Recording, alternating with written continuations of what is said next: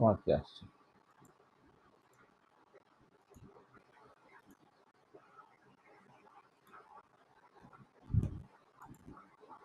দেখো স্ক্রিন দেখতে পাচ্ছ তো? হ্যাঁ স্যার। আচ্ছা, এক মিনিট।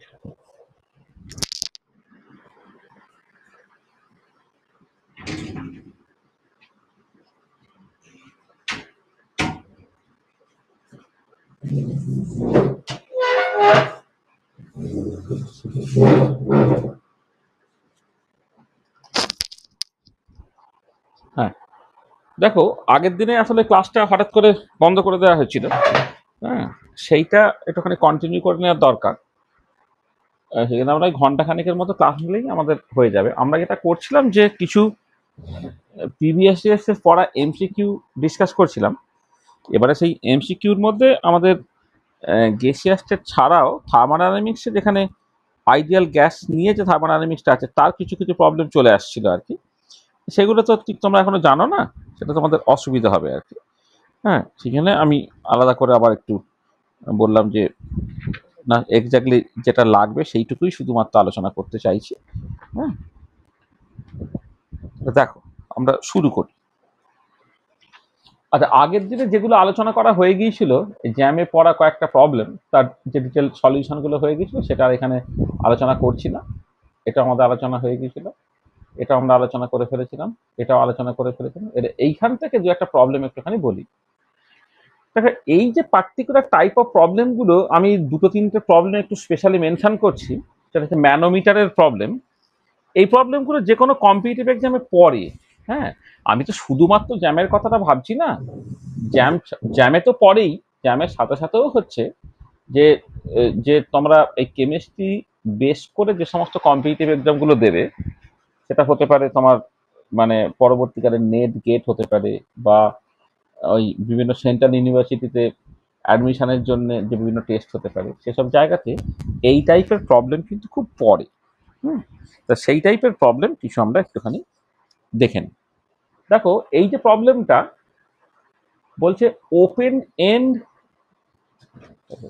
অ্যাড করি,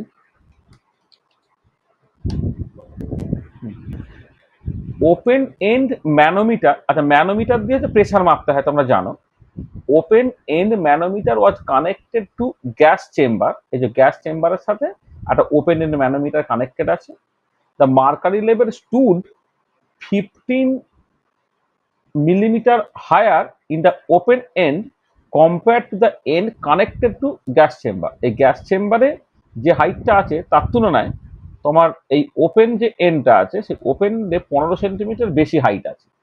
If the atmospheric pressure is 101.3 kilopascal, the gas pressure in kilopascal is, তাহলে দেখো, তাহলে এই অ্যাটমসফেরিক প্রেসার মানে ওপেন এন্ডে যে প্রেসারটা সেটা হচ্ছে অ্যাটমসফেরিক প্রেসার, সেটা হচ্ছে 101.3 কিলো পাস্কাল। তাহলে এই যে গ্যাসটা আছে সেই গ্যাসের প্রেসার তাহলে কত হবে? তাহলে ম্যানোমিটার দিয়ে তোমার প্রেসার মাপতে হয়। তো একটা বেলুনের কতখানি প্রেসার কি দিয়ে মাপবে? না ম্যানোমিটার দিয়ে মাপবে। তোমার ঠিক এরকম সিচুয়েশন থাকবে যে এখানে কোনো একটা লিকুইড কালাম আছে। হুম, মানে এখানে মার্কারি, এখানে আছে মার্কারি আছে, তাহলে অবভিয়াসলি এদিকে প্রেসার বেশি হলে এদিকে চাপ বেশি দেবে, মার্কারি লেয়ারটা এদিকে উঠে যাবে। আর যদি গ্যাস চেম্বারের প্রেসারটা অ্যাটমসফিয়ার প্রেসার থেকে কম হয় তাহলে সার্টেনলি কি হবে? না এদিকে হাইটটা উপরে উঠে যাবে, এদিকে তোমার লোয়ার হাইটে থাকবে।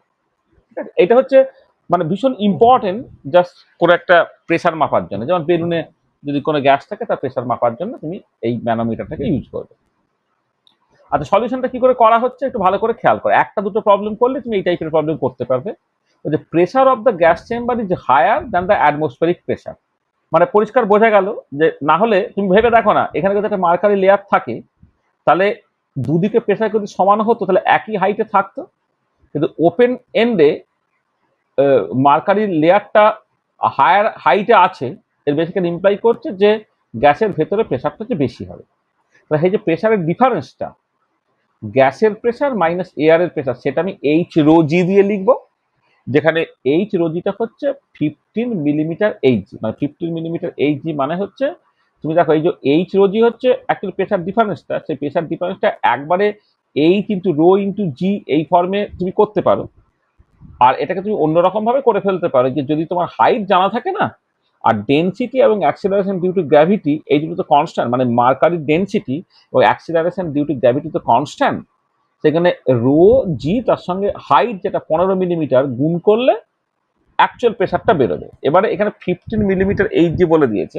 এবার তো আমরা জানো 760 মিলিমিটার এইচজি মানে 1 অ্যাটমসফিয়ার, তাহলে এটা 15/760 অ্যাটমসফিয়ার হয়ে গেল। 15/760 অ্যাটমসফিয়ার মানে 15/760 ইন্টু 101,325 পাস্কাল। মানে এটা এয়ারের প্রেশার যা সিম্পলি 101.3 কিলো পাস্কাল বলেছে।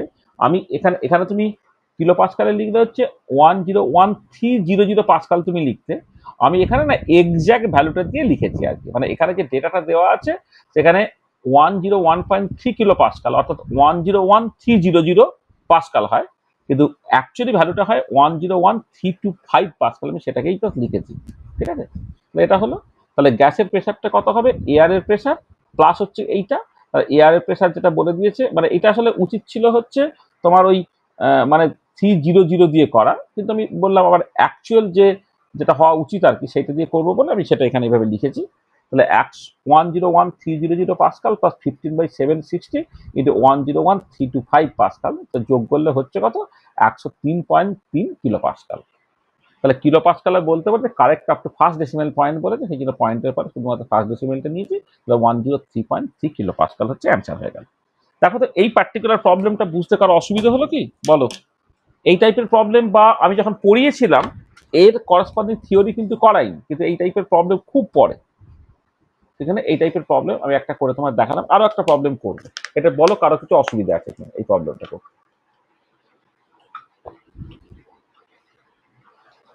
এবং এইখান থেকে তুমি একটা আইডিয়া পেয়ে যাচ্ছ যে গ্যাসের প্রেশার কি করে মাপে।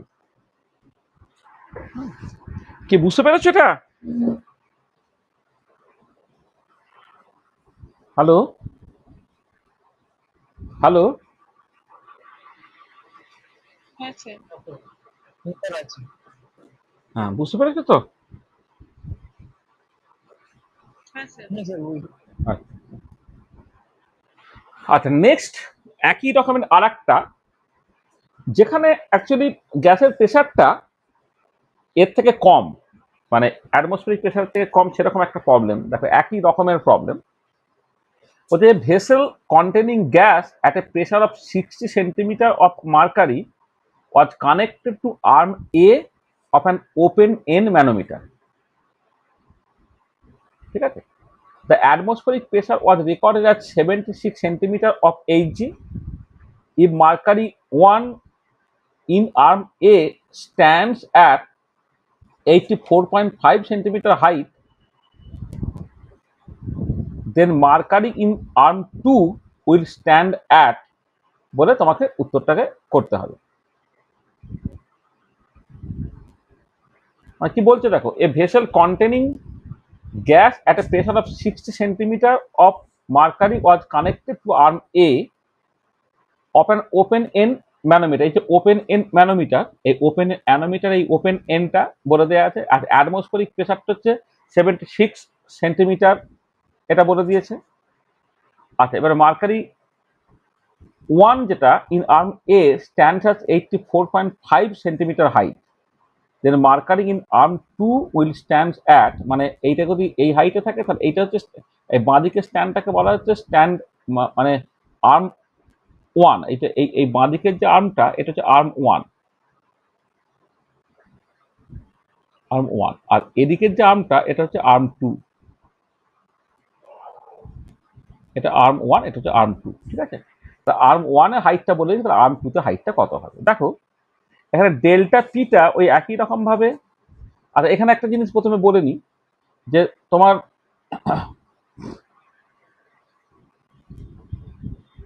কোথায় গেল, 60, এই যে দ্য ভেসেল কন্টেনিং গ্যাস একটা প্রেশার অফ এইদিকে যে গ্যাসটা আছে সেটা 60 সেন্টিমিটার এইচজি, আর এদিকে হচ্ছে 76 সেন্টিমিটার এইচ। তাহলে এখানে পরিষ্কার গ্যাসের প্রেশারটা এয়ারের যে প্রেশার তার থেকে কম, একটা 76 সেন্টিমিটার ওপেন এয়ারে, আর গ্যাসের ভেতর 60 সেন্টিমিটার। তাহলে এদিকে প্রেশার যদি কম হয় তাহলে কি হবে, এই যে মার্কারি লেয়ারটা আছে এইদিকে যে হাইটে থাকবে এদিকে হাইটটা বেশি হবে, এটা প্রথম বুঝে নিতে হলো। এদিকে যে হাইট হবে এদিকে হাইটটা বেশি হবে। তাহলে ডেল্টা পি যেটা হচ্ছে এয়ারের প্রেশারটা বেশি আর গ্যাসের প্রেশারটা কম, সেই যে ডিফারেন্সটা সেটা হচ্ছে আমি ডেল্টা এইচ ইন্টু রোজি, আর ডেল্টা এইচ হচ্ছে হাইটের ডিফারেন্সটা, এই যে এই আর্ম এবং এই আর্মের হাইটের ডিফারেন্স যদি ডেল্টা এইচ হয়, ডেল্টা এইচ তুমি এখানেও লিখতে পারতে, মানে এখানে আমি এইচ লিখেছিলাম, এটা চাইলে তুমি ডেল্টা এইচ দিয়েও লিখতে পারো, ঠিক আছে। তাহলে এইটা, তাহলে এবারে এখানে দেখো তোমার এই যে দুটো প্রেসার বলে দিচ্ছে, একটা 76 সেন্টিমিটার এইচ জি, আর একটা 60 সেন্টিমিটার এইচ, এখানে থেকে ডেল্টা এইচ রোজির সঙ্গে যদি সমান হয় তার ডেল্টা এইচ হচ্ছে সিম্পলি 14 সেন্টিমিটার হয়ে গেল, তার ডেল্টা এইচ হচ্ছে 14 সেন্টিমিটার। এবারে পরিষ্কার তুমি দেখতে পাচ্ছ এদিকে যে হাইটটা আর এদিকে যে হাইটটা, তাকে ডিফারেন্সটা তুমি ক্যালকুলেট করো, এদিকে হাইটটা যদি 84.5 সেন্টিমিটার হয়, তাহলে এদিকে হাইটটা কি হবে, তার থেকে কম হবে। কত কত সেন্টিমিটার কম হবে না, 14 সেন্টিমিটার কম হবে। দ্য হাইট ইন আর্ম 2 সেটা হচ্ছে 84.5 সেন্টিমিটার মাইনাস 14 সেন্টিমিটার, মানে 70.5 সেন্টিমিটার। ঠিক আছে, বোঝা গেল? পরিষ্কার বুঝেছো না? এই যে দুটো প্রবলেম আমরা বললাম, সেই দুটো প্রবলেম হচ্ছে খুব ইম্পর্টেন্ট। এটা তোমার ওই মানে অন্য রকমের প্রবলেম বলে, আমি বিভিন্ন টাইপের প্রবলেম যেগুলো সেইগুলোকে প্রথমে দেখে নিই, তারপরে দেখবে তোমার যেটা জ্যামের যে কোশ্চেনে যে ধরনের প্রবলেমগুলো পড়েছে সেগুলো খুব তোমার সহজ লাগবে। আচ্ছা, আর একটা পার্টিকুলার টাইপ অফ প্রবলেম একটুখানি আমি বলি, যেটা জ্যামে এবং বিভিন্ন রকমের কম্পিটিটিভ এক্সামে পড়ে, সেটা হচ্ছে তোমার ভেপার ডেনসিটি রিলেটেড প্রবলেম আর কি। আচ্ছা, ভেপার ডেনসিটি তোমার এমনি ধারণা আছে, ভেপার ডেনসিটিটা হচ্ছে তোমার এমনিতে মলিকুলার ওয়েট ডিভাইডেড বাই 2.016, সেটা হচ্ছে ভেপার ডেনসিটি, মানে মলিকুলার ওয়েট পেতে গেলে ভেপার ডেনসিটির সঙ্গে 2.016 গুণ করলে তুমি মলিকুলার ওয়েটটা পেয়ে যাও। কিন্তু এই যে যে মলিকুলার ওয়েটটা হচ্ছে ভেপার ডেনসিটি ইন্টু 2.016, এই যে ইকুয়েশনটা, এই ইকুয়েশনটা কিন্তু তখনই ভ্যালিড, বা ভেপার ডেনসিটি এক্সপেরিমেন্টাল ভ্যালু থেকে মোলার মাসটা তুমি তখনই বের করতে পারবে যখন তোমার যে গ্যাসটা তুমি কনসিডার করছো, গ্যাসটা কোনো ডিসোসিয়েশন বা কিছু হবে না। কিন্তু গ্যাস যদি ডিসোসিয়েশন হয়ে যায়, যেমন PCl5 ভেঙে গিয়ে PCl3CL2 হয়, অ্যামোনিয়াম ক্লোরাইড ভেঙে গিয়ে অ্যামোনিয়া HCl হয়, বা মানে এই ধরনের সিচুয়েশনগুলো আর কি, সেখানে দেখতে পাওয়া যাবে যে একটা মলিকুলার ওয়েটটা 2 ইন্টু ভেপার ডেন্সিটি তুমি লিখতে পারবে না, সেখানে একটা অ্যাবনর্মাল ভেপার ডেন্সিটির গল্প থাকে। ঠিক আছে, এবার এই অ্যাবনর্মাল ভেপার ডেন্সিটিটা নির্ভর করে তোমার সার্টেনলি ডিগ্রি অফ ডিসোসিয়েশনের উপরে। যেমন ধরো এখানে a abnormal vapor density of a mixture of PCl5, PCl3 and Cl2 in the following reaction is approximately found to be 80. এই যে PCl5 ভেঙে গিয়ে PCl3 plus Cl2 হয়েছে, the extent of dissociation of PCl5 is approximately alpha হচ্ছে degree of dissociation. এই আলফাটাকে degree of dissociation, এইটা কিন্তু একটা ফর্মুলা দিয়ে কানেক্টেড হয়, সেটা হচ্ছে এই যে d minus d prime by x minus one into d prime into 100, এটা যেখানে ডিটা হচ্ছে যে থিওরিটিক্যাল ভেপার ডেন্সিটি, যেটা মোলার মাস বাই 2.016, আর ডি প্রাইমটা হচ্ছে এক্সপেরিমেন্টাল ভেপার ডেন্সিটি, আর এক্সটা হচ্ছে যে তোমার ডিসোসিয়েট করার পরে একটা মলিকুল থেকে কটা মলিকুল তৈরি হচ্ছে, সেটা হচ্ছে এক্স। এক্সটা হচ্ছে তোমার basically number of molecules obtained from dissociation of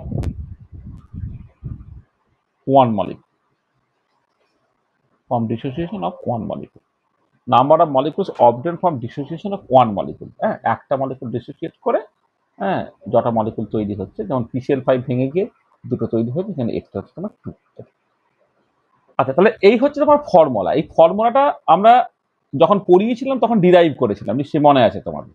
তো এখানে যা ডেটাগুলোকে বসিয়ে দেবো, তাহলে এখানে ডি যেটা মোলার মাস বাই 2.016, মানে PCl5 তার মোলার মাসটা হচ্ছে 208.24, মানে PCl5 তুমি করে ফেলতে পারো, ফসফরাসের 31 আর ক্লোরিনের হচ্ছে 35.5, এটা তুমি করবে, করে এটা তোমার ওই ইন্টারনেট থেকে মোলার মাসটা সরাসরি বসিয়ে দেওয়া হয়েছিল।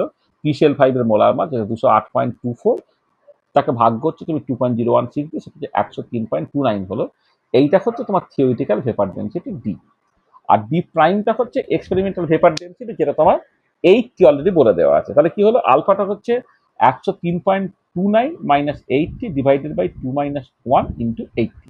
এবারে আলফা যদি ডিগ্রি অফ ডিসোসিয়েশন পার্সেন্টেজে ক্যালকুলেট করো, তাহলে এই যে ইন পার্সেন্টেজ বলে দিয়েছে, ইন্টু 100% হয়ে গেল 29.11%। এবারে বলেছে এটা বিভিন্ন কম্পিটিটিভ এক্সামে যখন ন্যাট টাইপের কোশ্চেন হয় না, তখন পাশে তোমার পয়েন্টের পরে কত ডেসিমেল পর্যন্ত করবে সব তোমার চাই, সেটা যদি করো তাহলে সেটা উত্তরটা বেরিয়ে যাচ্ছে তোমার 0.9%। তাহলে বোঝা গেল এই যে অ্যাবনর্মাল ভেপার ডেন্সিটি থেকে ডিসোসিয়েশন বের করার যে প্রবলেমগুলো সেগুলো করতে পারবে। ঠিক আছে, বোঝা গেল? হ্যাঁ, ঠিক আছে। আচ্ছা, আর একটা ন্যাটের প্রবলেম আমি আলোচনা করছি, যে ন্যাটের প্রবলেমটা যে গ্রাহামস ল এর problem, basically Graham's law of ইফিউশনের প্রবলেম। ঠিক আছে, দেখো গ্রাহামস ল অফ ইফিউশন এই যে এম্পিরিক্যাল গ্যাস লস যখন আমি পড়িয়েছিলাম, সেই এম্পিরিক্যাল গ্যাস লস গুলো অ্যাপারেন্টলি যখন আমি এই সিলেবাসে রাখার চেষ্টা করি বা পড়ানোর চেষ্টা করি, লোকে কেমন একটা বলে যে এটা তো 9-10 থেকে পড়ছে, এটা তো 11-12 এত পড়েছে, আবার এসব দেওয়ার কি আছে। কিন্তু আসলে আইডিয়াল গ্যাস নিয়ে কথাবার্তাতে তো এম্পিরিক্যাল গ্যাস ল গুলো ছাড়া চলে না, না? চার্লস ল, বয়েলস ল, অ্যাভোগাড্রোস ল, গেলুসাক্স ল, তারপরে তোমার এদিকে ডাল্টন দা পার্সিয়াল প্রেসার, অ্যামাগাস দা পার্সিয়াল ভলিউম, গ্রাহামস ল, এগুলো ভীষণ ইম্পর্টেন্ট। এইগুলোকে বোঝার জন্যই তো তোমার কাইনেটিক থিওরি অফ গ্যাস, এগুলোকে বাদ দিয়ে কি করে হবে? ঠিক আছে, 9-10 পড়েছে, 11-12 পড়ে তোমার মনে থাকলে তো ঠিকই আছে, মনে না থাকলে তোমাকে সেটাকে তো মনে করিয়ে দিতে হবে। সেই জন্য আমরা দেখবে একটা ক্লাস অন্তত সবসময় দিই এম্পিরিক্যাল গ্যাস লস দেখে দিয়ে, দেখো সেখান থেকে কিন্তু জ্যামেও কোশ্চেন পড়েছে। কি বলছে? The rate of effusion of ammonia is 3.32 times faster than that of an unknown gas when both gas are at same temperature equal to 350 Kelvin. The molar mass বা molecular weight of the unknown gas is, এটা তাহলে এটা Graham's of ইফিউশনের problem, যেখানে rate of ইফিউশনটা molar মাসের square রুটের সঙ্গে ইনভার্সলি প্রপোর্শনাল। তাহলে এবারে কি বলেছে, অ্যামোনিয়া গ্যাসের যে rate of effusion by unknown গ্যাসের রেট অফ ইফিউশনের রেশিওটা কি হবে? রেশিওটা হবে হচ্ছে তোমার root over of molar mass of the unknown gas, একদম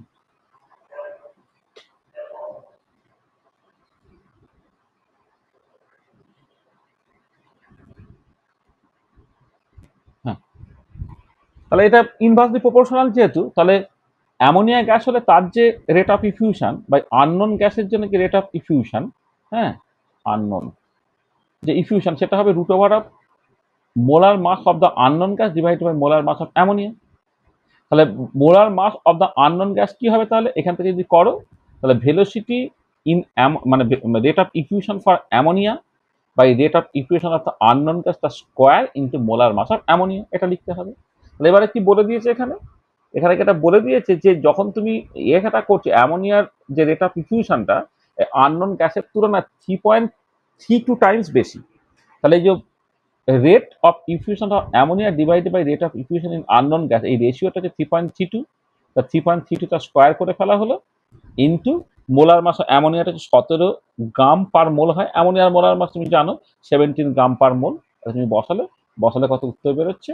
187.4 গ্রাম পার মোল, এইটা 187.4 গ্রাম পার মোল। এবার এখানে ইন্টিজার ভ্যালুতে উত্তরটা দিতে বলেছে, তাহলে ইন্টিজার ভ্যালুতে উত্তর দিলে 187 গ্রাম পার মোল। আচ্ছা, অনেক এখানে না অনেক সময় রাউন্ডিং অফ খুব ইম্পর্টেন্ট হয়, এক্ষেত্রে এই যে 107.4টাকে তুমি যে 107 লিখলে ইন্টিগ্রাল ভ্যালুতে নিয়ে যাওয়ার জন্য এটাকে বলে রাউন্ডিং অফ। এই রাউন্ডিং অফ আমি শেখাবো, আমাদের যে ম্যাথামেটিক্স যে পার্টটা আছে না, সেই পার্টটা আমি পড়াবো, যখন পড়াবো সেখানে এই রাউন্ডিং অফটা কিন্তু আমি পরিষ্কারভাবে তোমাদের বলে দেবো আর কি। ঠিক আছে, রাউন্ডিং অফ।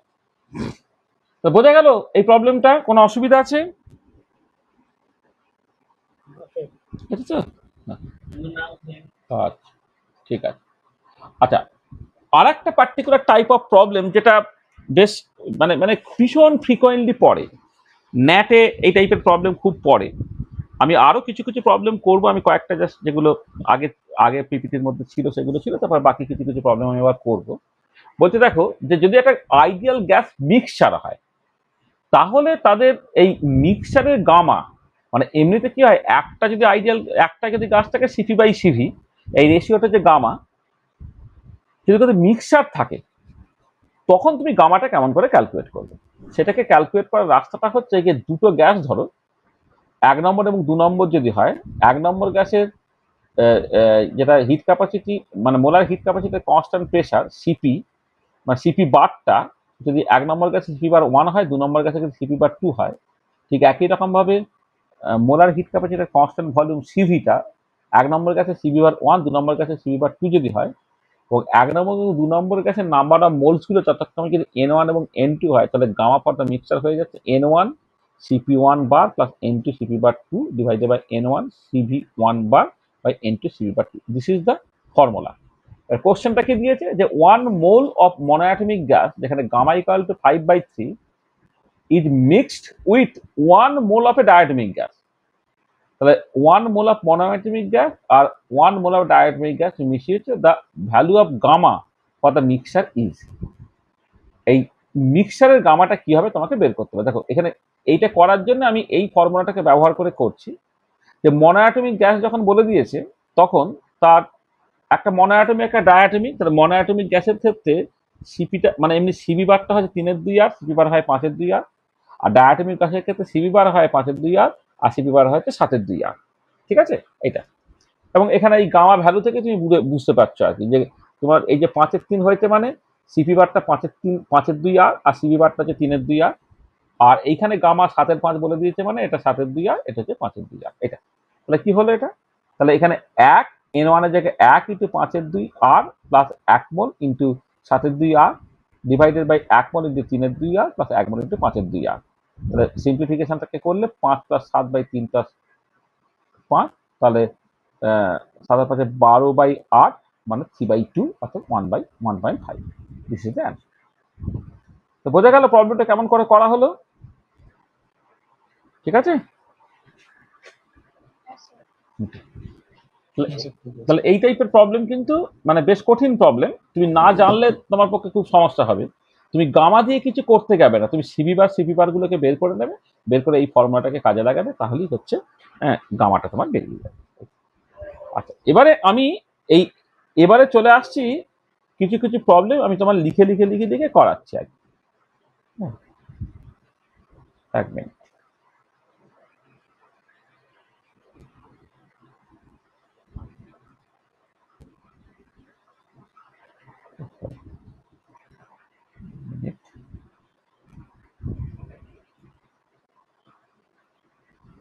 আচ্ছা চল, আমি কয়েকটা কোশ্চেন বলে দিয়েছি, আরো বেশ কিছু কিছু কোশ্চেন আমাদের করতে হবে। আচ্ছা একটা পার্টিকুলার প্রবলেম তোমার পড়েছে,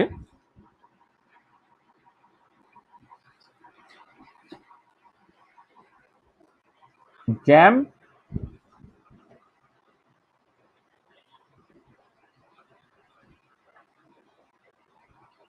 2006 বলছে the molar heat capacity at constant volume of a colorless gas is found to be 25 joule per Kelvin per mole। তাহলে কি বলে দিয়েছে? তাহলে যেটা বলে দিয়েছে যে একদম কোশ্চেনটা লিখে দিই, তাহলে তোমাকে পিপিটিতে যখন দেবো তোমার পক্ষে এগুলো পরে একসাথে পড়তে সুবিধা হবে। মানে আসলে আমি রাফলি তোমার প্রশ্নটা মুখে বলে দিয়ে উত্তরটাকে করে দিতে পারতাম, কিন্তু পরে যখন তুমি 1 বছর পরে যখন জ্যাম পরীক্ষা দিতে যাবে, মানে 8 মাস 9 মাস পরে, তখন কি হচ্ছে এই পিপিটি গুলো না তুমি মানে সবচেয়ে ভালো হয় যদি এগুলো কোনোভাবে একটা প্রিন্ট আউট নিয়ে একটা ফাইল বন্ধ করে তুমি রাখো। তো গেসিয়া স্টেটের জন্য এই যে 3টে লেকচার আগে হয়েছে, আজকে এবং গতকাল এবং আজকেরটা মিলে আমি 4টে ক্লাসের কথা বলছি আর কি। এই 4টে ক্লাসের যে পিপিটি গুলো হচ্ছে সেইগুলো তুমি জাস্ট একটা প্রিন্ট আউট করিয়ে, এগুলো কি বলতো এই কম মোবাইলে রয়ে গেল ল্যাপটপে রয়ে গেল এরকম করে ঠিক পড়াশোনাটা হয় না। তো একটা প্রিন্ট আউট নিয়ে একসাথে নিয়ে নাও, নিয়ে এমনভাবে ওই ওই পিপিটিটাতেই যা কিছু যদি কারেকশন কিছু ঢোকাতে হয় তুমি ঢুকিয়ে দাও, ঢুকিয়ে দিয়ে সেটা তোমার কাছে রেডিমেড করে রেখে দাও। এবার পরীক্ষার আগে তুমি ওইটাকে জাস্ট সিম্পলি দেখে চলে যাও, দেখবে তোমার পরীক্ষা ভালো হয়ে যাচ্ছে আর কি। মানে খুব প্রপারলি সিস্টেমেটিক ওয়েতে প্রিপারেশনটা না। তা কি বলা আছে? The molar hit capacity, molar hit capacity at constant volume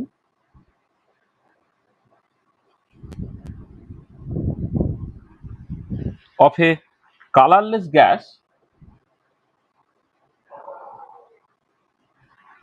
is found to be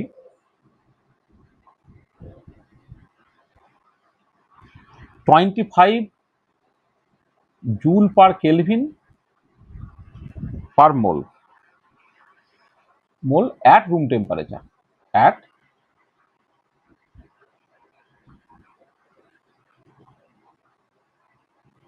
room temperature. Okay, the gas must be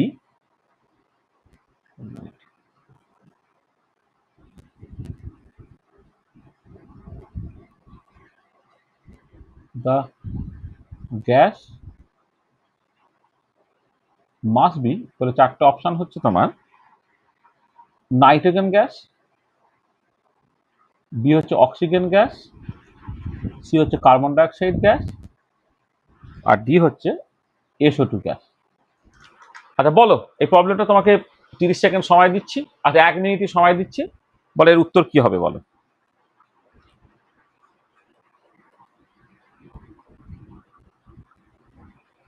বলো এর উত্তর কি হবে, কোনটা কারেক্ট অ্যান্সার বলো।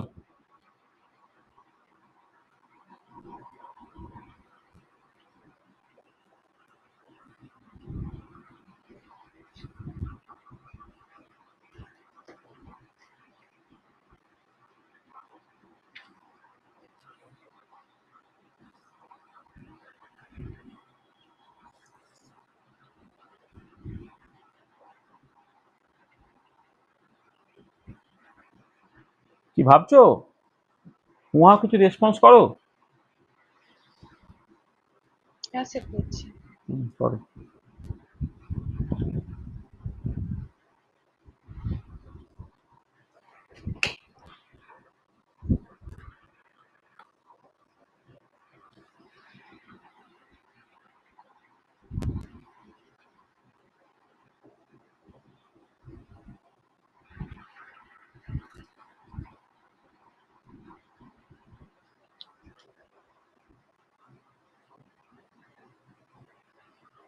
পার্থ করছিস, সুমন হ্যাঁ স্যার দেখছি।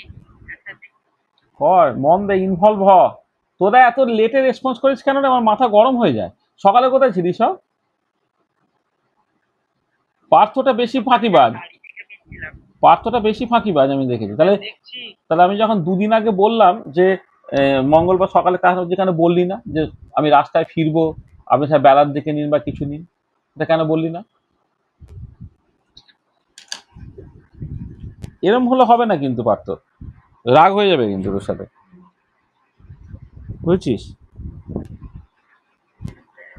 হুম, বলবি তো প্রবলেমগুলো, বলবি তো প্রবলেমগুলো বললে, আমার তো ছুটি ছিল, আমি কি বিকেল 4টে থেকেও নিয়ে নিতে পারতাম, সেটা কিছু বললি না। এবার আমি ক্লাসে ঢুকে দেখি কেউ নেই, এটা কি কথা হচ্ছে বল। তোদের জন্য অফলাইনে না পড়ি অনলাইন করলাম, আমি টাইমটা 2 দিন আগে বলে দিলাম, তো তার প্রবলেম হলে তুই আগে থেকে বলবি না? স্যার এই কারণে আমি হচ্ছে ওই সময়টার বদলে এই সময়টা করলে ভালো হয়। এই আজকে যেমন আমারও তো মাথায় ছিল না তোরা ফিরে পড়েছিস, আমি জানি 1 ঘন্টাখানেক ক্লাস নেবো, 8:30 থেকে 9:30 হলে ঠিক আছে, কারণ তার আগে আমার একটা পড়ানো ছিল আর কি, এ করে, হ্যাঁ, যে আমি তাহলে একটু গ্যাপ হবে এ করে, তো সেটা তোমাকে বলতে হবে, তো বললি না কিছু, শেষে চেঁচামেচি করতে তারপরে বলছিস।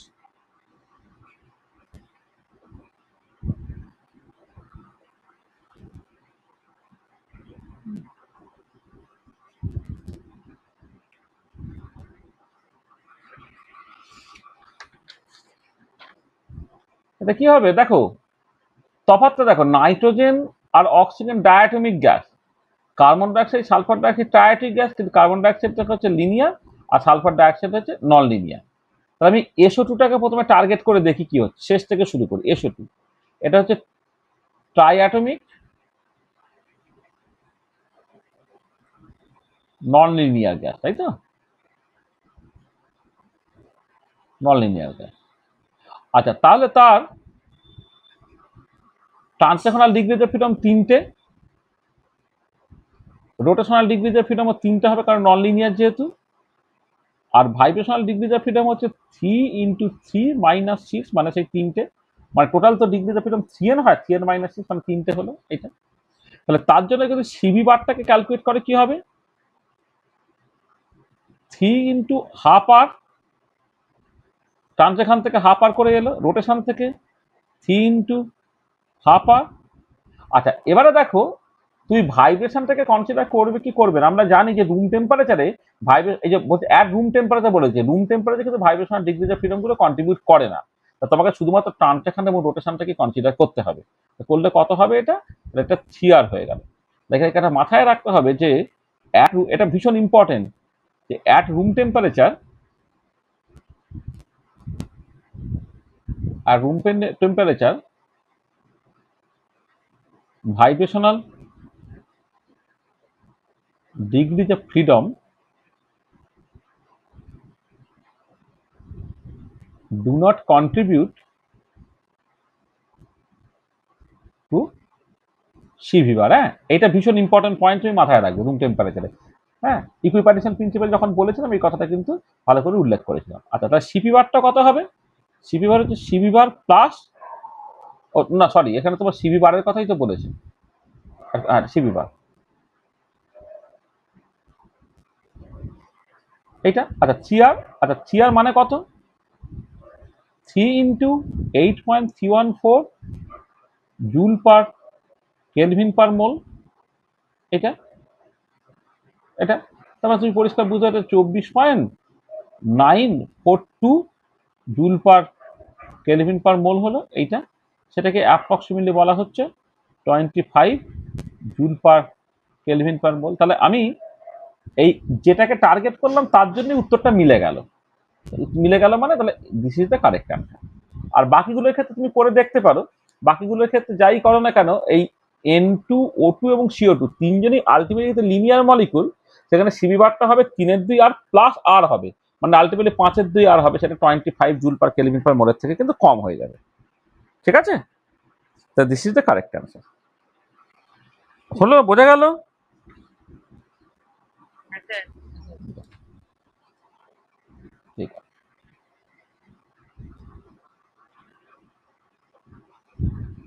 আর একটা জ্যামের কোশ্চেন্স করো যেটা পড়েছে 2008-এ।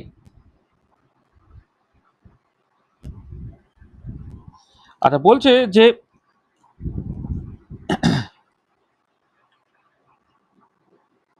given that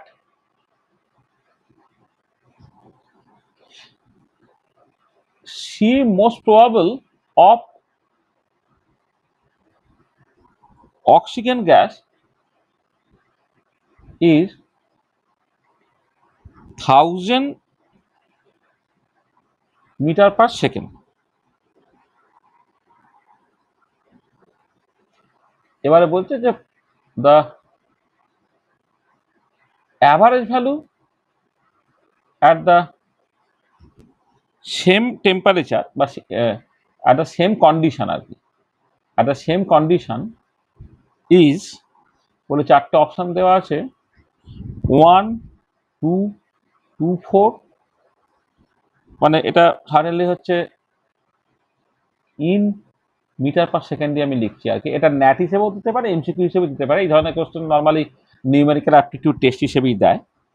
1128, সেটা হচ্ছে 886, আর ডিটা হচ্ছে তোমার 816।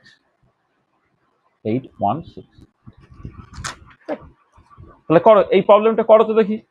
এটা তোমার 1 মিনিট সময় দিচ্ছি, করো।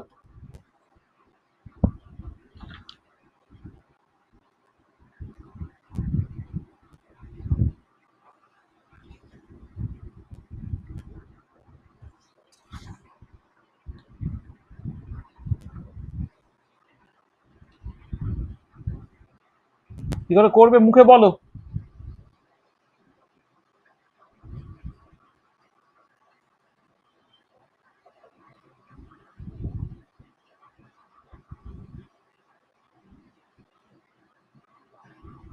স্যার অপশন বি আসছে। আচ্ছা, দেখো মোস্ট প্রবাবল স্পিডটা কত? √2kT বাই স্মল এম বা √2RT বাই এম। আচ্ছা, মানে সি অ্যাভারেজের এক্সপ্রেশনটা কত? √8kT by pi into M. তা তুমি যদি এটা 2/√পাইটা বাইরে নিয়ে নাও তাহলে কত হচ্ছে? √2kT বাই এম হচ্ছে এটা। মানে আমি কি করছি এখানে, অ্যাভারেজ স্পিডটা তো √8kT বাই পাই এম। 8 মানে হচ্ছে 8 মানে হচ্ছে তোমার আর 2√2, তাহলে 2টাকে বাইরে নিয়ে চলে এলে, একটা √পাইকে বাইরে নিয়ে চলে এলে এটা √2kT বাই এম হলো। তাহলে তোমার এই 2/√পাই ইন্টু 2kT বাই এম 1000, এটা তোমার বলে দেওয়া আছে 1000 মিটার পার সেকেন্ড এটা। এবারে এটাকে করলে যেটা বেরোবে, করে কত বেরোচ্ছে? is 1128.3. তাহলে হচ্ছে 1128 আর কি, নিউমেরিক মানে এটা যেহেতু ইন্টিগ্রাল ভ্যালুগুলি দেওয়া আছে, এত মিটার পার সেকেন্ড, এটা হচ্ছে তোমার অ্যান্সারটা হয়ে গেল। ঠিক আছে, তাহলে এখানে এইভাবে না লিখলেও তোমার চলবে, এইটা না লিখলেও তোমার হয়ে যাচ্ছে, কারণ আলটিমেটলি তো ডেটাটা বসাতে হচ্ছে না, এখান থেকে তুমি করে ফেলতে পারো। আচ্ছা, আর একটা প্রবলেমটা দেখতে বড় কিন্তু উত্তরটা অত কঠিন নয়। জ্যাম 2008-এই পড়েছে।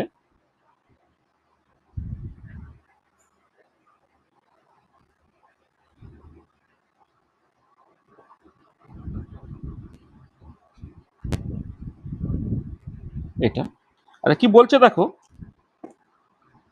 বলছে a stream of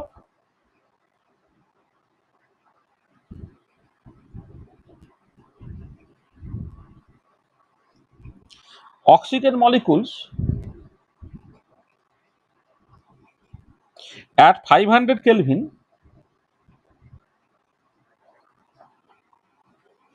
exist from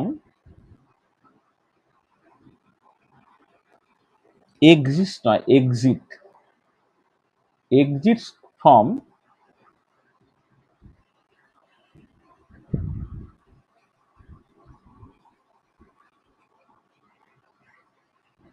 from a pinhole in an oven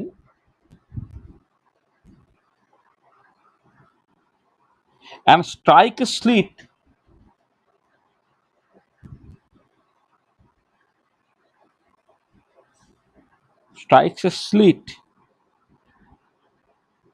that selects the molecule that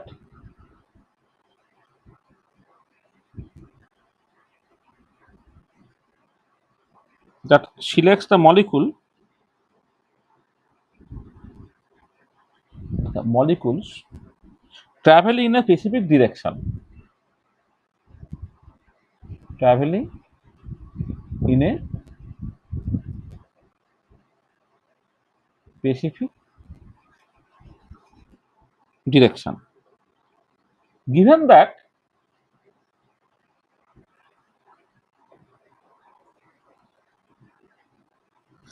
pressure outside the oven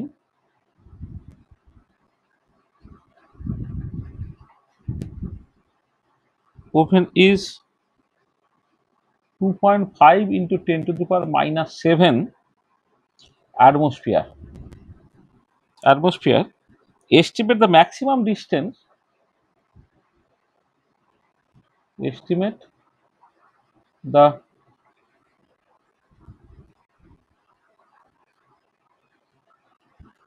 maximum distance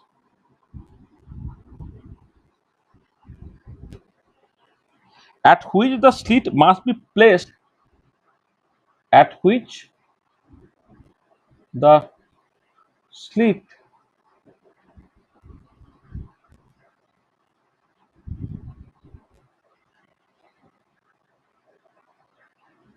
must be placed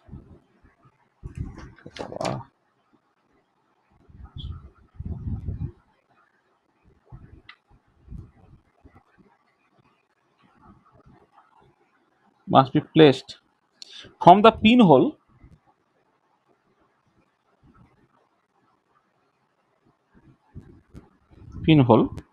in order to produce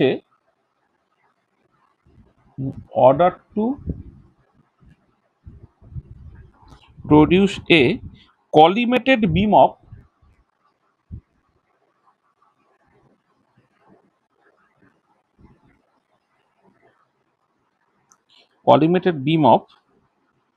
oxygen.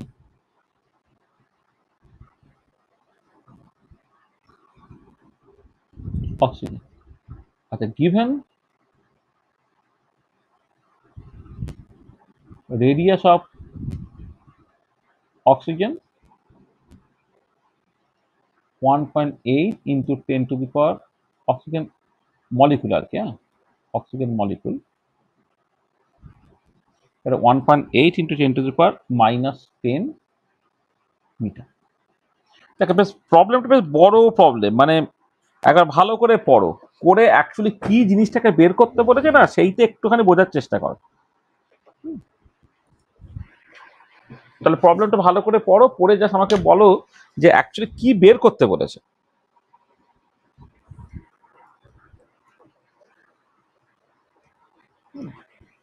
মানে কোনো একটা physical parameter তোমার কাছে বের করতে বলেছে, সেটা এই অঙ্কটা পড়ে তুমি কি বুঝতে পারছো যে কোন ফিজিক্যাল প্যারামিটারটা অ্যাকচুয়ালি বের করতে বলা হয়েছে?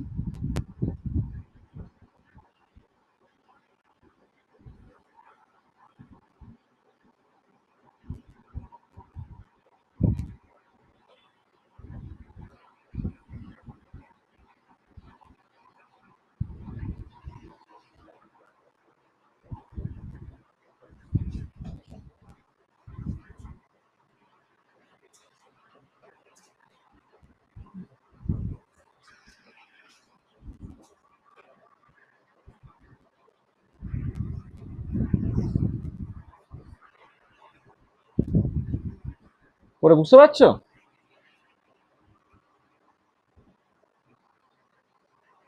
যে stream of oxygen molecules at 500 kelvin exits, মানে বেরোচ্ছে আর কি, from a pinhole in an oven and strike slit that selects the molecules traveling in a specific direction. Given that pressure outside the oven is atto, estimate the maximum distance at which the slit must be placed from the pinhole in order to produce a collimated beam of oxygen. মানে ব্যাপারটা কিরকম হচ্ছে যে ধরো একটা তোমার একটা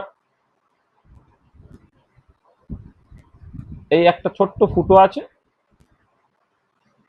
এখানে গ্যাস মলিকিউলগুলো তোমার বেরোচ্ছে, বেরিয়ে এখানে একটা ধরো পর্দা আছে,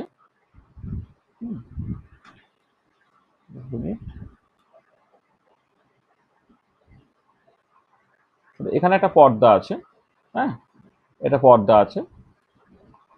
আর এই ছোট্ট ফুটতে বেড়ে কি করতে হবে না, এই একই জায়গায় একটা স্পট তৈরি হতে হবে, ছড়িয়ে পড়া যাবে না। কলিমিটেড মানে হচ্ছে একদম ফোকাসড, ফোকাসড হইতে পড়তে হবে। এবারে বলো এই যে ফোকাসড হইতে পড়তে গেলে কি করতে হবে, যে যদি এইখানে পৌঁছানোর আগে মলিকুলগুলো নিজেদের মধ্যে ধাক্কাধাক্কি করে তাহলে এদিক ওদিক ছিটকে পড়বে, তাহলে ওখানে পৌঁছানোর আগে তার ধাক্কাধাক্কি হওয়া চলবে না।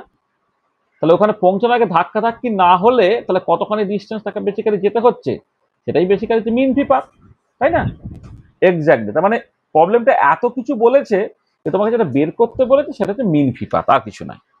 তাহলে হচ্ছে যে এই যে ডিস্টেন্সটাকে আমাকে ক্যালকুলেট করতে বলেছে, যে estimate the maximum distance at which the slit must be placed from the pinhole in order to produce a collimated beam of oxygen, সেটা nothing but the mean free path. বুঝলে? এবার তোমাকে যদি সরাসরি ডেটাগুলোকে বলে দিয়ে বলতে যে মিন ফি পাথটাকে বের করো, তাহলে তুমি ইজিলি করে ফেলতে বলতে। কিন্তু কোশ্চেনটা এমন ভাবে দিয়েছে যে অনেকটা পড়ার পরে তোমাকে বুঝতে হবে যে অ্যাকচুয়ালি তোমাকে মিন ফি পাথ ক্যালকুলেট করতে বলা হয়েছে। আর mean free path lambda equal to কত হয়? 1/√2 পাই সিগমা স্কোয়ার এইটা into RT by P into Avogadro number. এইটা মানে এটা আমি একদম ফাইনাল যে ফর্মুলায় বসিয়ে তুমি অঙ্কটাকে করবে সেই ফর্মুলাটাকে বলে দিলাম। তাহলে মিন ফি পাথ এমনি ল্যামডাটা কি হয় তোমার নিশ্চয়ই মনে আছে যে 1 মিনিটে সে সি অ্যাভারেজ পথ যায়, এইটা তাকে ভাগ করতে হচ্ছে 1 সেকেন্ড ওই মলিকুলগুলো কত করে ধাক্কা দেয়, ধাক্কা দেয় কত, √2 pi sigma square C average into N tilde. এটা সি অ্যাভারেজ কেটে যাচ্ছিল, আর যেখানে এন টিল্ডেটা কত, এন হচ্ছে number density, number density KT by P into N হয়, এবার উপর নিচে অ্যাভোগাড্রো নাম্বার দিয়ে গুণ করে দিয়ে RT by P into N Avogadro হয়ে যাচ্ছে আর কি। মানে এইটা এবারে দেখো এইটা তুমি যখন লিখবে 1/√2 pi sigma square N tilde কত, যেহেতু ideal gas equal to PV equal to N KT যদি তুমি লেখো তাহলে এন মানে যেহেতু for ideal gas PV equal to N KT, তাহলে এন টিল লেগে নাম্বার ডেন্সিটি এখানে এন বাই ভি, সেটা কত, পি বাই কেটি। এবার আমি উপর নিচে অ্যাভোগাড্রো নাম্বার দিয়ে গুণ করে দিই পি ইন্টু অ্যাভোগাড্রো নাম্বার নিচে হয়ে যাবে একটু বোলজম্যান কস্টটা কে ইন্টু অ্যাভোগাড্রো নাম্বার, সেটা আর হয়ে যাবে ইন্টু টি হয়ে যাবে। তাহলে এন টিল্ডে হচ্ছে পি এন অ্যাভোগাড্রো বাই আর টি। তো এইটা তুমি এই এন টিল্ডে জায়গায় সেটা বসিয়ে দিচ্ছ, তাহলে পি এন অ্যাভোগাড্রো বাই আর টি। এবার এটাকে উল্টে দেওয়া হয়েছে, উপরে আর টি বাই পি এন অ্যাভোগাড্রো, এটা হয়ে গেল। এবার ডেটাগুলো জাস্ট বসিয়ে দেওয়া। আচ্ছা, ডেটাগুলো যখন বসাবে তুমি একটু খেয়াল করো, তাহলে আমি এইখান থেকে ডেটাগুলোকে বসাই। তাহলে ল্যামডা যখন ডেটাগুলো তুমি বসাচ্ছ, সমস্ত ডেটাগুলো দেওয়া আছে কিনা আগে দেখা যাক। দেখো, প্রথমে হচ্ছে 1 বাই এই √2 ইন্টু পাইটা যেমন আছে আছে। এবার সিগমা স্কোয়ারটা দেখো, সিগমাটা কি বলেছে, যে সিগমা তো কলিশন ডায়ামিটার, আর এখানে radius of the oxygen molecule বলে দিকে তার ডাবল হবে হচ্ছে কলিশনাল ডায়ামিটার। ঠিক আছে, কলিশন ডায়ামিটার যেটা, সেটা হচ্ছে তোমার 2 into 1.8 into 10 to the power minus 10, 2 into 1.8 into 10 to the power minus 10 metre তার স্কোয়ার, এটা হলো। আচ্ছা, ইন্টু এর আরটি। এবারে দেখো এইটা তুমি কিসে, মানে নিচে পি আছে, এন অ্যাভোগাড্রো আছে, এগুলো, তাহলে তোমাকে দেখতে হবে যে তুমি আরটা কোন ইউনিটে বসাবে। আচ্ছা, এটা এখানে unit conversion is very very important. এখানে তুমি লিখছো এটা মিটার কিউবে, মানে মিটার স্কোয়ারে লিখছো, মানে সিগমাটাকে মিটারে লিখছো। তাহলে আরটা যদি তুমি মনে করো প্রথমে লিটার অ্যাটমসফিয়ার বসাবে 0.082 লিটার অ্যাটমসফিয়ার পার মোল পার কেলভিন। টেম্পারেচারটা হচ্ছে 500 কেলভিন বলে দেওয়া আছে, তাই তো? টেম্পারেচারটা কত বলে দেওয়া আছে এখানে? 500 কেলভিন। এইটা ডিভাইডেড বাই প্রেসারটা বলে দেওয়া আছে কত? 2.5 into 10 to the minus 7 atmosphere, 2.5 into 10 to the power minus 7 atmosphere. আর Avogadro constant 6.023 into 10 to the power 23 per mole. এটা তো দেখো, মোল ইনভার্স কাটলো, কেলভিন ইনভার্স কাটলো, অ্যাটমসফিয়ার কাটলো। এবার হয়ে গেছে কি, যা ডেটা আছে আছে, এখানে আছে লিটারে আছে, আর এখানে মিটার স্কোয়ারে আছে। তাহলে এইটা যদি তুমি মিটার স্কোয়ারটাকে লেখো, লিটারটাকে মিটার কিউবে লিখতে হবে। তাহলে দেখো, 1 লিটার মানে কত? 1 লিটার মানে হচ্ছে 1 ডেসিমিটার কিউব, এটা তোমার জানা আছে। তাহলে 1 ডেসিমিটার মানে কত হবে? 10 to the power minus 1 যদি মিটার হয়, তার কিউব মানে কত? 10 to the power minus 3 metre cube. তাহলে এইটা, তাহলে যেটা হবে, যার ডেটা ফেটা আছে তোমার, মানে আমি আর ডেটাগুলো কিছু বলছি না, এখানে আছে 1 লিটারটা, 1 লিটারের জায়গায় তুমি বসিয়ে দেবে কত? 10 to the power minus 3 metre cube. তার মানে এইসব করে আলটিমেট উত্তরটা বেরোবে তোমার মিটারে। এবং এই প্রবলেমগুলোর যেটা অসুবিধে, এই সবসময় কলিশন ফ্রিকোয়েন্সি, তারপরে তোমার মিন ফিপাত, হ্যাঁ, এই প্রবলেমগুলো সবচেয়ে ঝামেলা হচ্ছে ক্যালকুলেশনগুলো বড্ড বাজে। হ্যাঁ, মানে দেখো, তোমার উপায় নেই, মানে এগুলো ক্যালকুলেশনগুলো এত বাজে হয়, কিন্তু দিয়েও দেয় যে এমন নয় যে ডেটাগুলোকে যদি তোমার ধরো খুব সিম্পল ডেটা দিত আর কি, হ্যাঁ, যে যাতে করে তোমার ওই পাওয়ারগুলোকে এদিক ওদিক করে তুমি ব্যাপারটাকে ম্যানেজ করে ফেলতে পারো, তাহলে একটা সহজ ছিল। নাহলে এইগুলো বেশ বেশ ঝামেলা হয় আর কি। মানে আমি তো ক্যালকুলেটারে বসিয়েও আমার 3 বার করলে 3টা আলাদা উত্তর দেবে। দেখে তোমরা আশা করি ক্যালকুলেটার খুব প্রপারলি ব্যবহার করতে পারবে, করে সেটাকে করবে। 0.473। যদি ভার্চুয়াল ক্যালকুলেটার বা নর্মাল ক্যালকুলেটার ব্যবহার করতে দেয়, তাহলে ঠিক আছে, করে ফেলতে পারবে। আর যদি দেখো, অনেক সময় তো মানে আজকে যে পরীক্ষায় ক্যালকুলেটার ব্যবহার করতে দিচ্ছে, কালকে দেখা গেল সেই পরীক্ষায় ক্যালকুলেটার ব্যবহার করতেই দিচ্ছে না। যখন ক্যালকুলেটার ব্যবহার করতে দেবে না, তখন মানে যিনি কোশ্চেন করছেন তার ব্যাপারটাকে মাথায় রাখতে হবে যে ক্যালকুলেটার কিছু ব্যবহার করতে পারছে না, তাহলে করসপন্ডিং যে এগুলো, মানে তোমার যে ডেটাগুলো যেন বেশ সহজ সহজ দেয়, যাতে করে ক্যালকুলেশন তুমি মুখোমুখি করে ফেলতে পারো। ঠিক আছে, বোঝা গেল প্রবলেমটা? হ্যাঁ, তো প্রবলেমটা বোঝাটাও ঝামেলা, আবার প্রবলেমটা করতে গিয়েও ঝামেলা। হ্যাঁ, কারণ অনেক বেশি ডেটা এবং ক্যালকুলেশনটা অনেক লেন্দি হয়ে যায়। এইগুলোই তো আসলে এই প্রবলেমগুলোই হচ্ছে ডিফারেন্স ক্রিয়েট করে। হ্যাঁ, এই প্রবলেমগুলো মানে কি হবে, অনেকেই দেখবে আইদার টাইমের জন্য করে উঠতে পারবে না, কারণ এখানে ক্যালকুলেশনটা বেশি সময় লাগবে। কেউ কেউ কোশ্চেনটা বুঝতেই পারবে না। আবার এর আগে যে কোশ্চেনটা বললাম, সেই কোশ্চেনটা দেখো সবাই করে ফেলতে পারবে। এইখানে যে কোশ্চেনটা বললাম, এই কোশ্চেনটা যেমন সবাই করে ফেলতে পারবে। এগুলো এই যখন এই ক্রিটিক্যাল জায়গাগুলো থাকবে না, সেই ক্রিটিক্যাল জায়গাগুলো তুমি যদি প্রপারলি একটুখানি খেয়াল করবে, তবে তোমার ব্যাপারটা ঠিকঠাক হবে। আচ্ছা, নেক্সট আমি চলে আসি, ধরো jam 2009।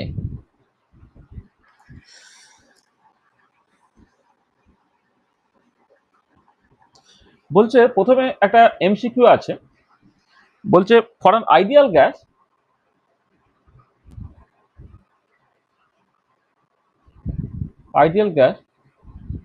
the plot which is non-linear is, চারটে অপশন দেওয়া আছে, PV versus P plot,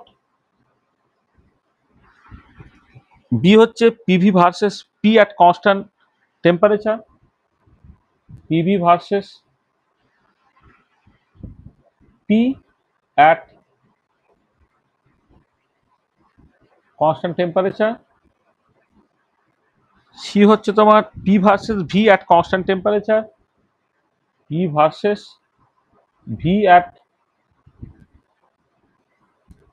constant temperature, আর ডি বলছে LNP versus LNV at constant temperature, LNP versus LNV at constant temperature. তাহলে বলো তো এটার মধ্যে কোনটা কারেক্ট হবে? সি এরটা তো কারেক্ট বটেই। হ্যাঁ, দেখো সি এরটা তো কারেক্ট বটেই,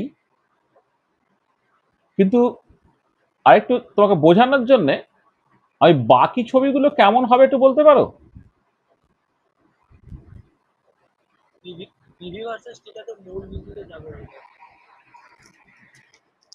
দেখো তোমার আইডিয়াল গ্যাস, তো আইডিয়াল গ্যাসের জন্য পিভি ইকুয়াল টু কি এনআরটি। এবার নাম্বার অফ মোল যদি কনস্ট্যান্ট থাকে, এন যদি তুমি ফিক্সড করে দাও, তাহলে একটা স্ট্রেট লাইন হবে পাসিং টু দ্য অরিজিন, যার স্লোপটা হবে কত? এনআর। ঠিক আছে।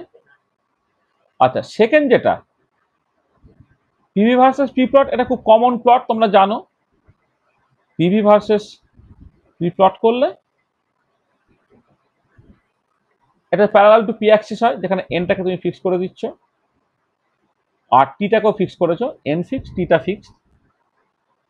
যেখানে ইন্টারসেপ্টটা তুমি জানো যে এটা এনআরটির সঙ্গে সমান হবে, মানে এখানে তো এক মোল বা কিছু বলে দেয়নি যেহেতু, তাহলে এটা তোমার এনআরটির সঙ্গে সমান লিখতে হবে ইন্টারসেপ্টটা এটা। আচ্ছা, থার্ড হচ্ছে P versus V plot at constant temperature, যেটা বেসিক্যালি বয়েলস ল এর যে আইসোথার্ম গুলো, সেটা পি ভার্সেস ভি প্লট করছো, এখানে এন আর টিটাকে ফিক্স রেখে। তাহলে এইটা হলো, তাহলে এটাই হচ্ছে কারেক্ট অপশন, তুমি বুঝতেই পারছো। এটা এ, এটা বি, এটা সি, আর ফাইনালি ডিটা কি আছে? এলএনপি ভার্সেস এলএনপি প্লট তোমাদের করা হয়েছিল। Sorry,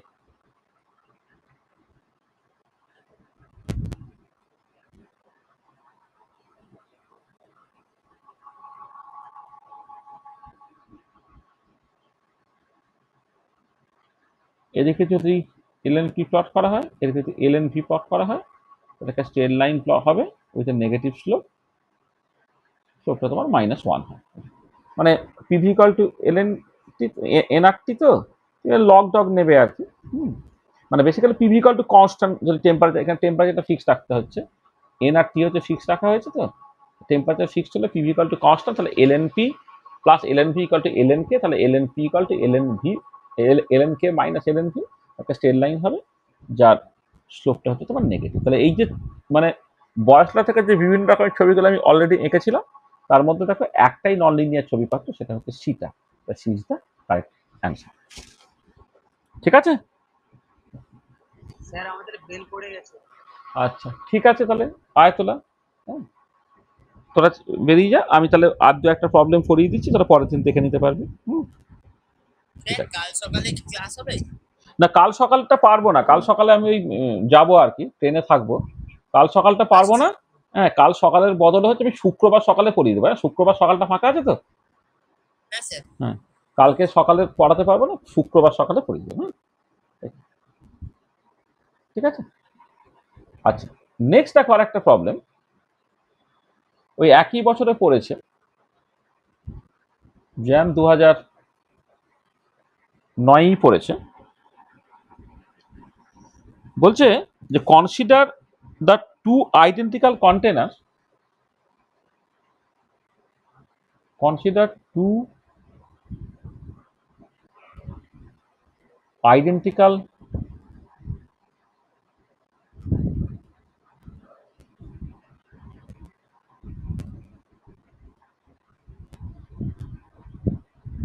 containers, one with 1 mole of hydrogen, one with 1 mole of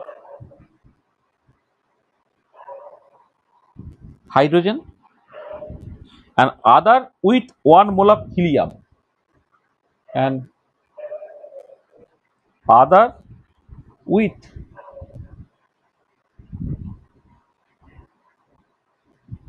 1 mole of helium. If the root mean square velocity, if root mean square speed ধরো, root mean square speed of two gases are the same, of the two gases are the same,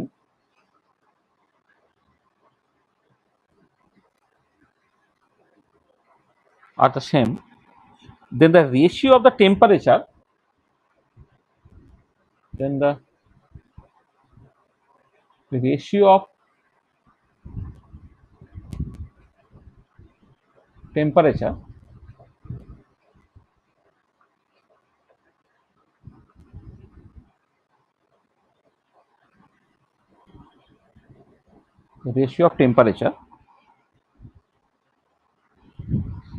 সেটা হচ্ছে তোমার টি,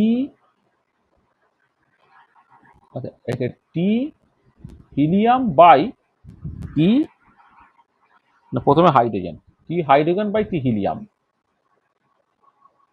is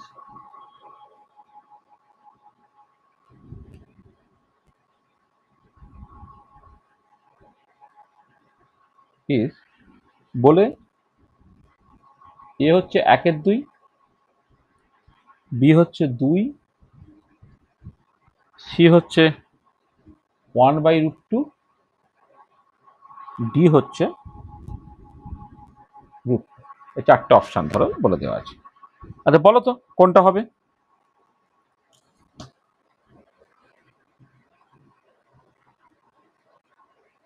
করো।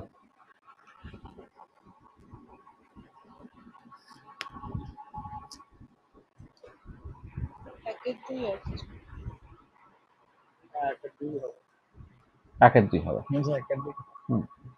তাহলে এটা আসবে দেখো কি করে, যে আরএমএস স্পিডের মানে হিন্টস দিচ্ছি। সিআরএমএসটা কত? রুট ওভার অফ CRT/m ধরো, বা CKT/স্মল m বা CRT/m, তার মানে পরিষ্কার সিআরএমএসটা রুটটির সঙ্গে প্রপোর্শনাল হচ্ছে।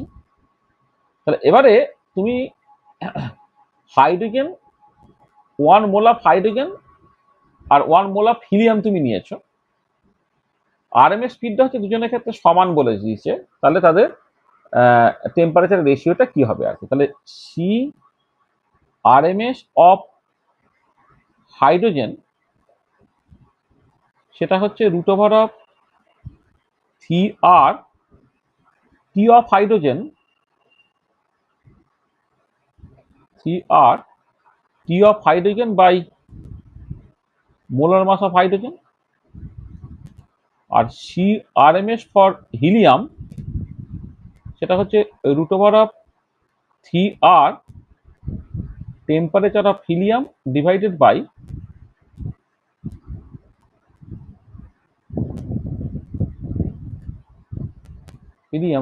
By molar mass of helium, এটা।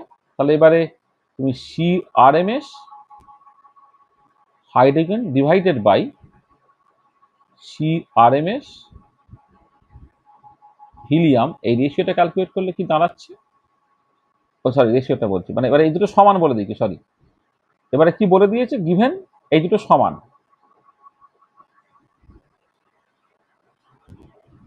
CRMS হিলিয়াম, এই দুটো সমান বলে দিয়েছে।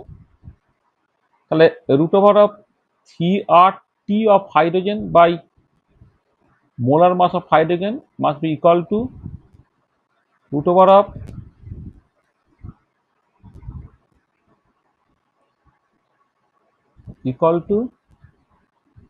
root over of 3RT of helium by molar mass of helium।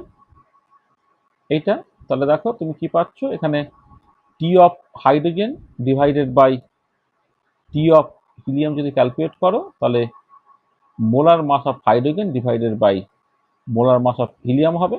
এটা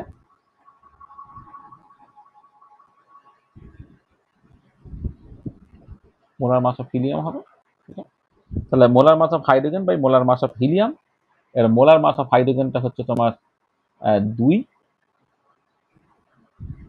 গ্রাম পার মোল, আর হিলিয়ামের মোলার মাস হচ্ছে 4 গ্রাম পার মোল। তাহলে উত্তরটা তোমার হাফ হচ্ছে, হাফ ইজ দ্য অ্যান্সার, তাই তো? এই ইজ দ্য অ্যান্সার। ঠিক আছে, বোঝা গেল?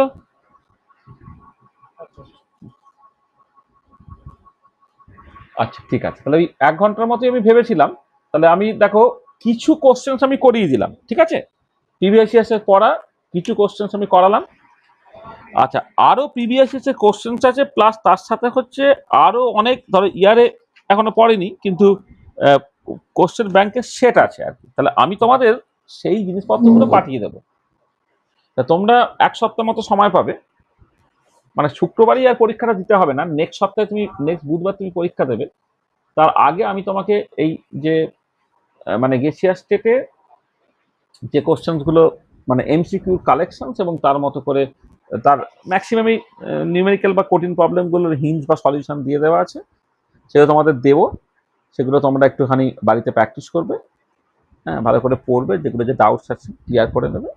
ক্লিয়ার করে নিয়ে পরের দিন আমরা তোমার পরীক্ষা নিয়ে নেবো, মানে পরের দিন মানে পরের সপ্তাহে আমি ডেট বলে দেবো, আমি পরীক্ষা নেবো একটা, ঠিক আছে?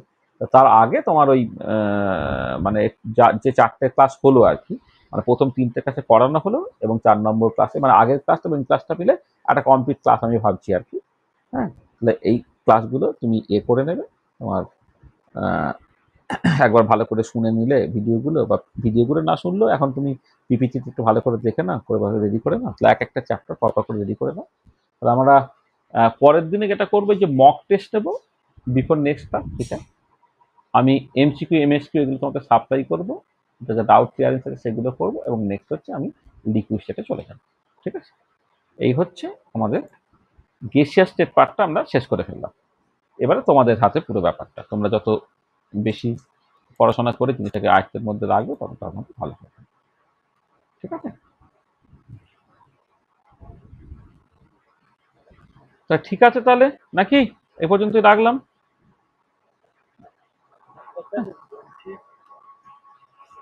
হ্যাঁ বলো।